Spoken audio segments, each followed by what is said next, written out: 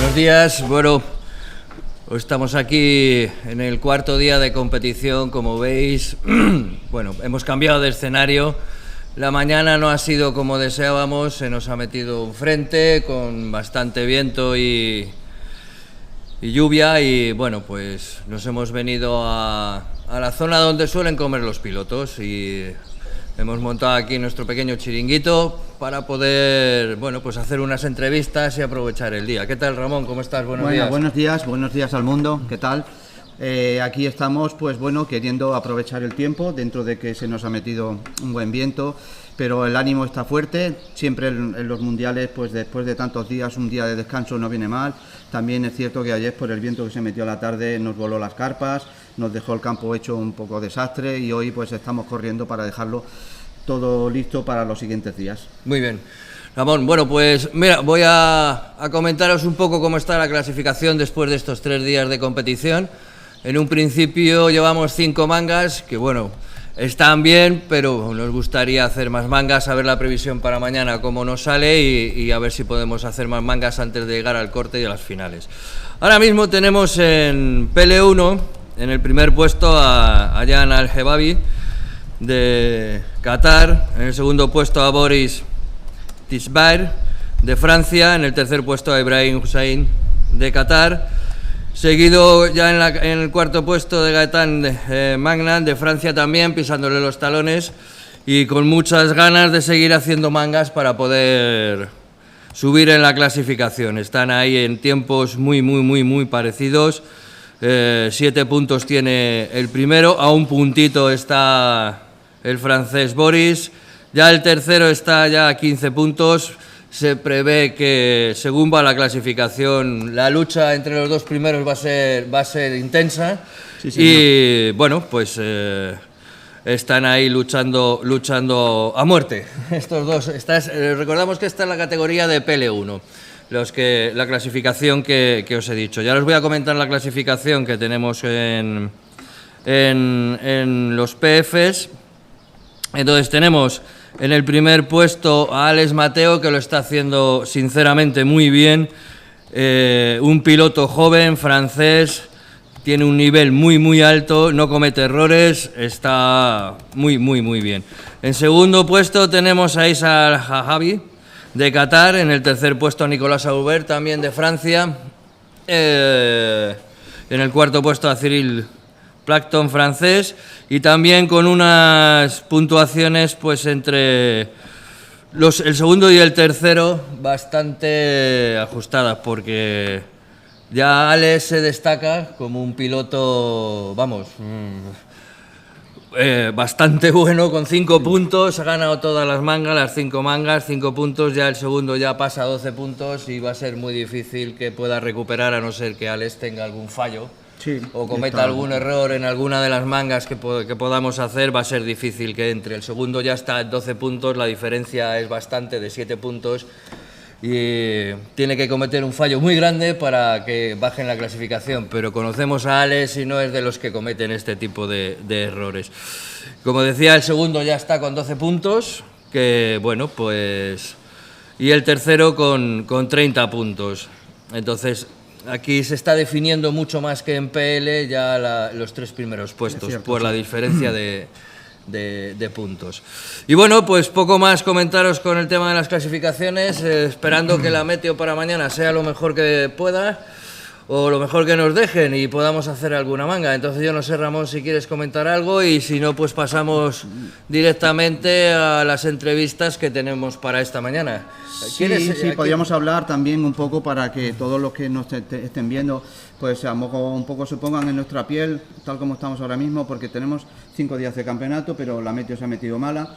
Esta tarde decir que tendremos una reunión de aquí del equipo organizativo para ver qué hacemos, ¿no? Porque claro, la meteo no apunta del todo bien, ¿no? Esto, porque si nos dejara volar mañana y pasado, pues sí que es cierto de que continuaríamos con las mangas, incluso las mangas de selección, luego y hacer unas finales adecuadas, que es lo suyo. Pero si la meteo no lo permite, imaginemos que tenemos que tomar decisiones. A lo mejor barajamos las posibilidades desde, es posible a lo mejor alargar un día más, si es posible, barajamos la posibilidad de a lo mejor pasar a finales directamente, ¿no? Para que se definan los primeros puestos y entonces los octavos de finales y demás no los podemos hacer por falta de tiempo.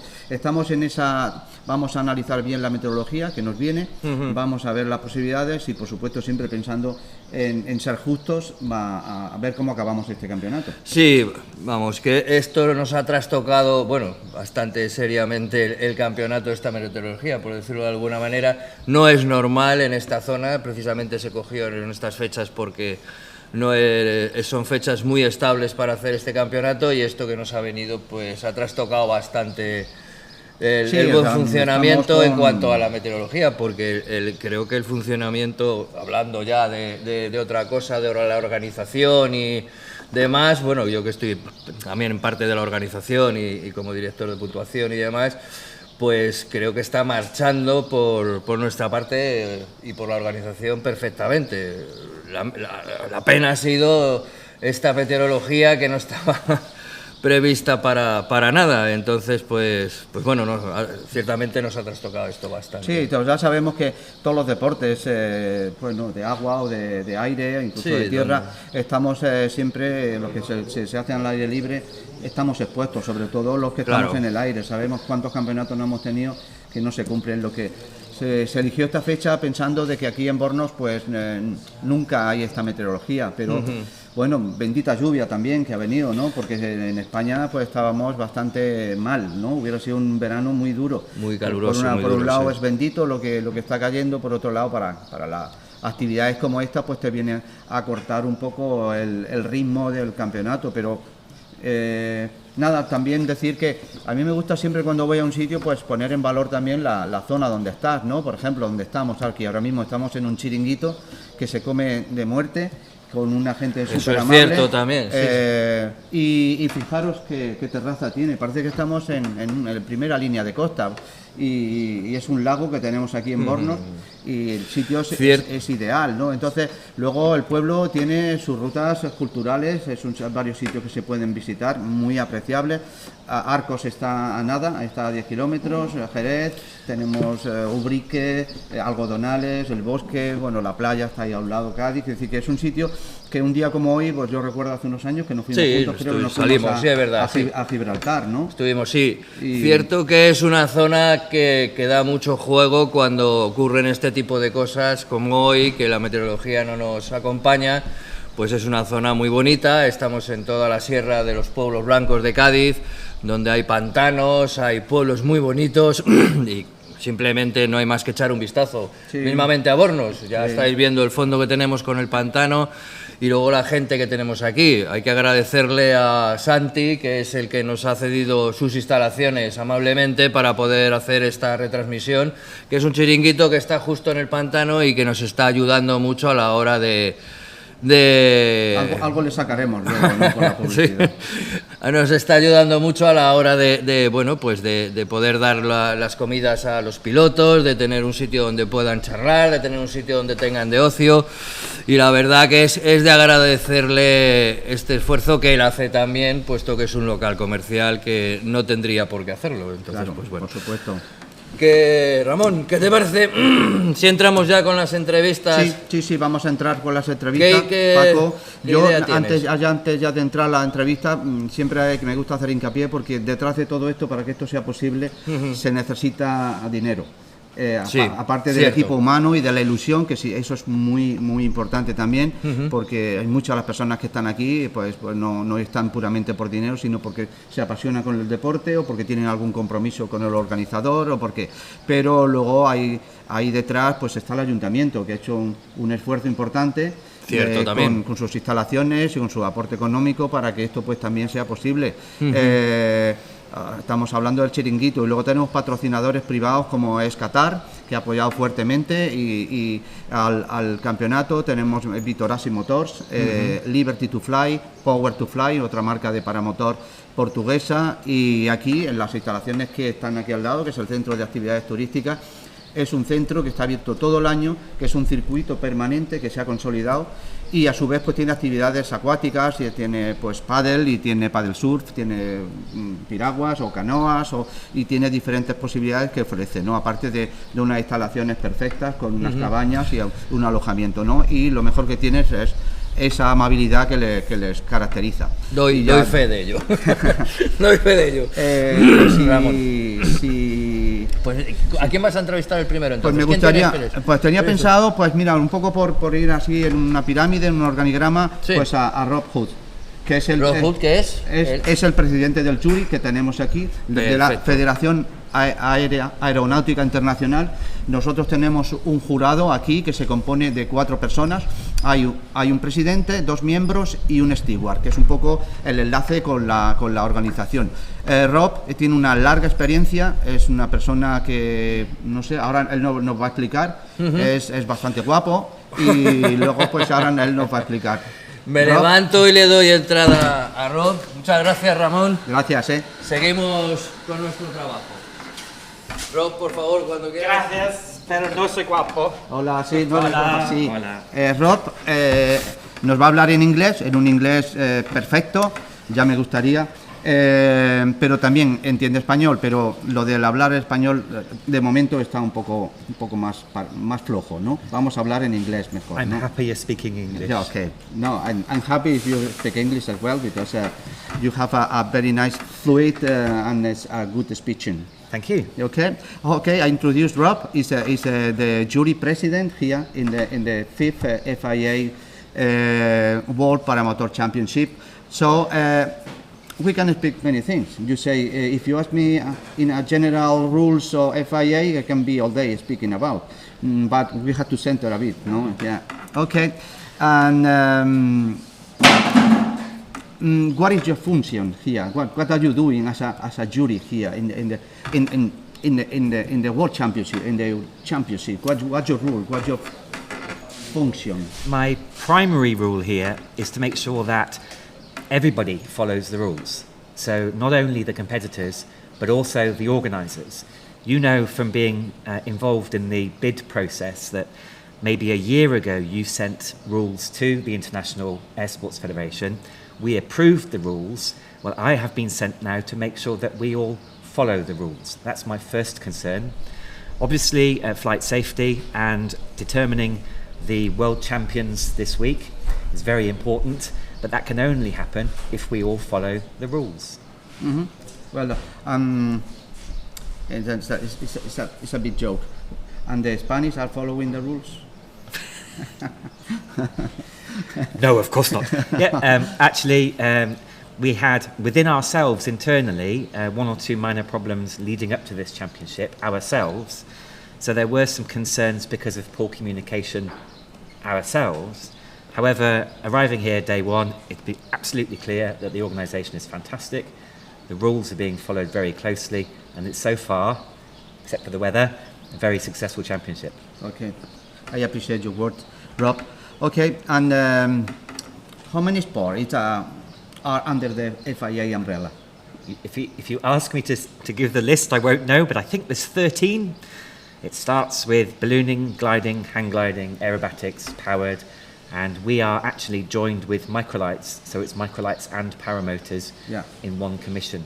But there are 13, I think, in total. Okay, so everything who flies is under FIA. Yes. And then it's something like each country had to have a NAC, no, NAC, no, to be part of the how is it going that?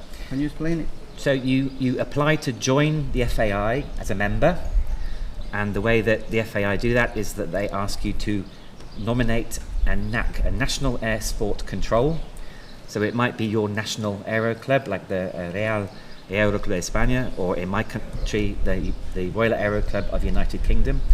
They are the point of contact for FAI, and they have the delegated powers, so they have the ability to make decisions within their country for FAI reasons.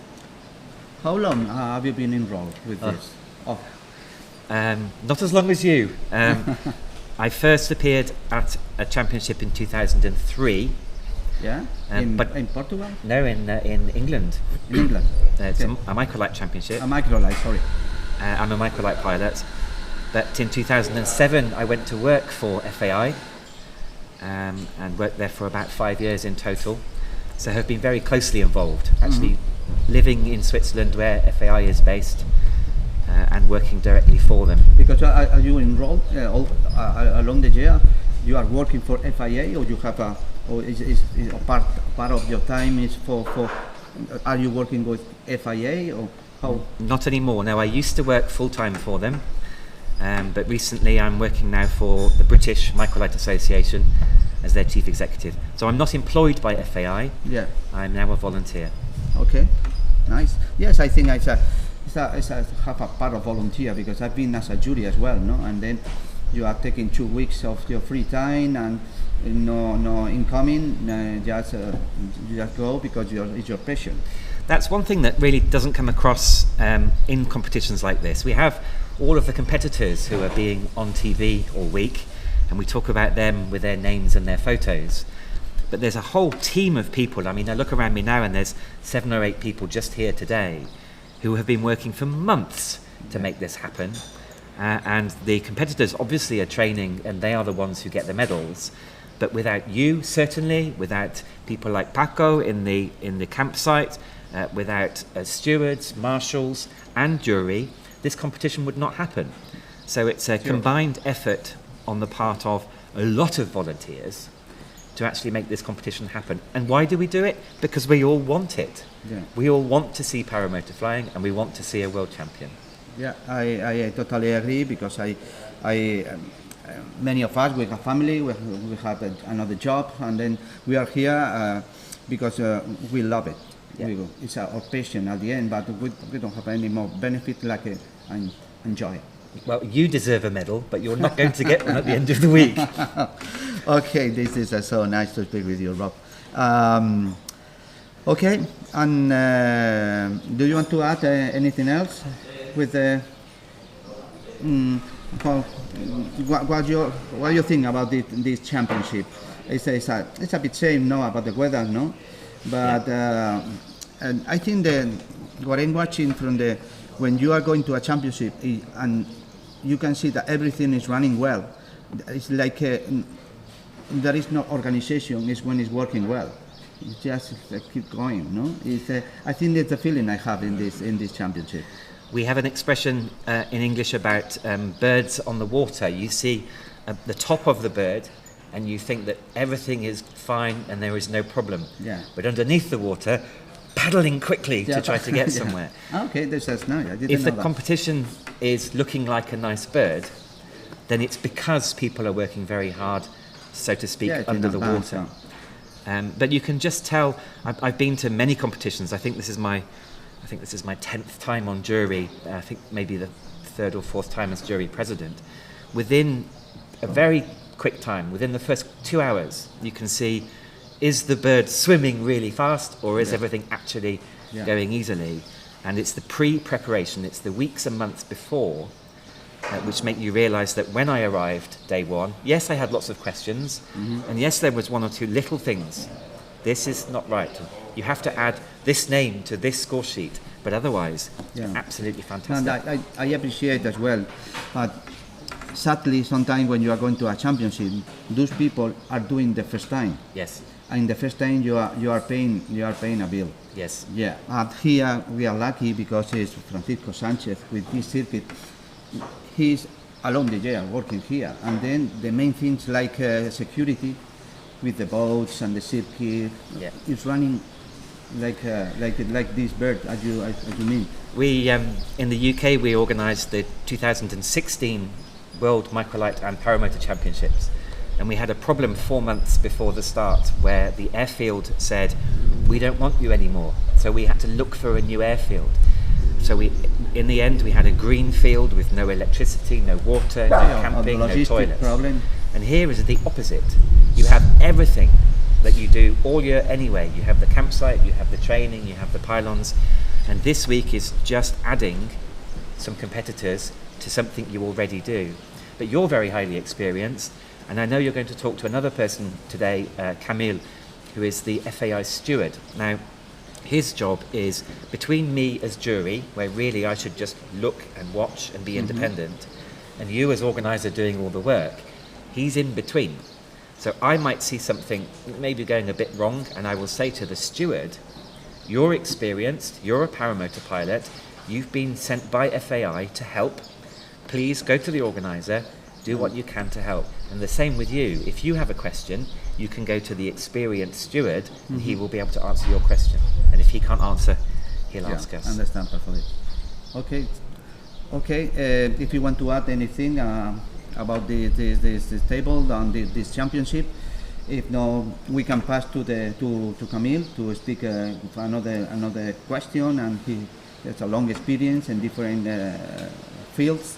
And then I really appreciate your speech here. And well, there are some championships which are very, very hard work for jury members because they do the swimming under the water to try to make sure the championship works. I'm having a lovely holiday here this week, and it's because of you. Thank you very much. Okay, thanks to you, Rob. Appreciate it. Keep doing the good work. Yeah, thank you. Bueno. Bien, bueno, pues vamos a seguir con la ronda de entrevistas, ¿no? Y en esta ventosa mañana, que pase toda, si es posible, hoy, ¿no? Hoy, el día de hoy lo vamos... Hola, Camil.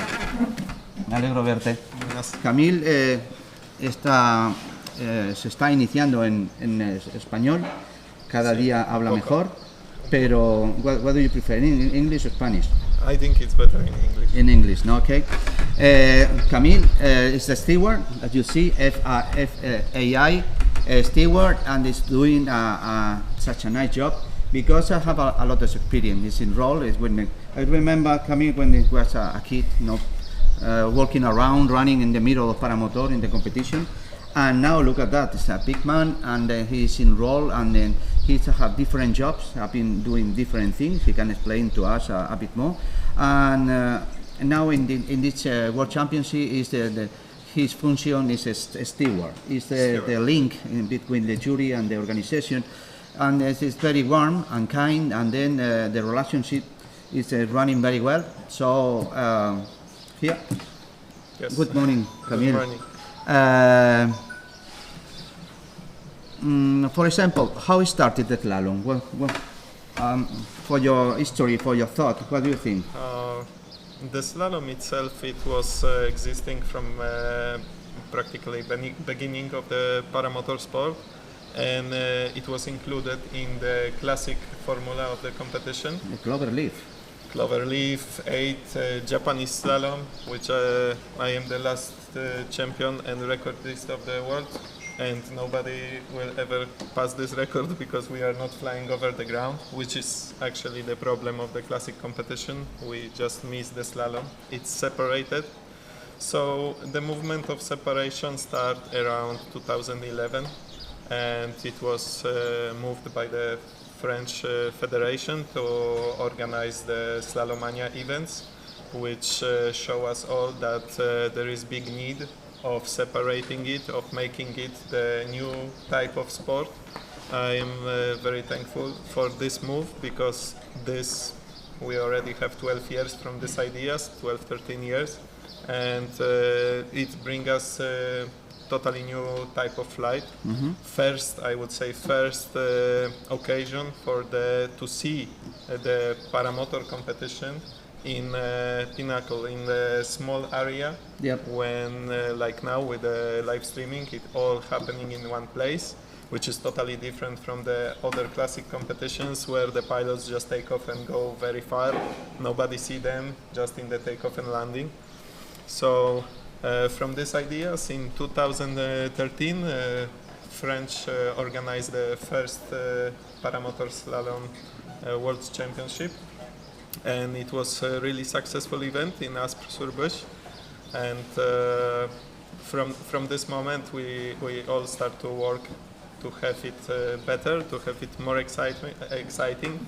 And the speed up of the process was very much. Just in the following year, there was a first European slalom championship. And also in France, it was also very successful. without accidents, and we was thinking everything will be good. Then there was a 2015 and the second World Paramotor Slalom Championship, which was organized in Poland. And this competition was the last competition organized in the ground. We had, I would say, the best preparation. We had the pilots in the hotel, we had a very good live streaming, we had everything, 2 stadiums. The pilots was very happy until the day when one of our friends, Lithuanian pilot, tragically died in the accident by hitting the pylon and falling to the ground. This practically harmed our new discipline very, very, very much. So the decision was only one to do. We cannot do it anymore over the ground because it's dangerous, and somebody just give his life to prove that. And in this moment start the problem, because moving all this into the water is difficult until now. So from 2015 we have 2023, and practically we didn't fix this issue. Many teams which are participating, they don't have opportunity to train in their home countries because of the restrictions, because of the situation which is around the lakes, the law for aviation. There are many problems.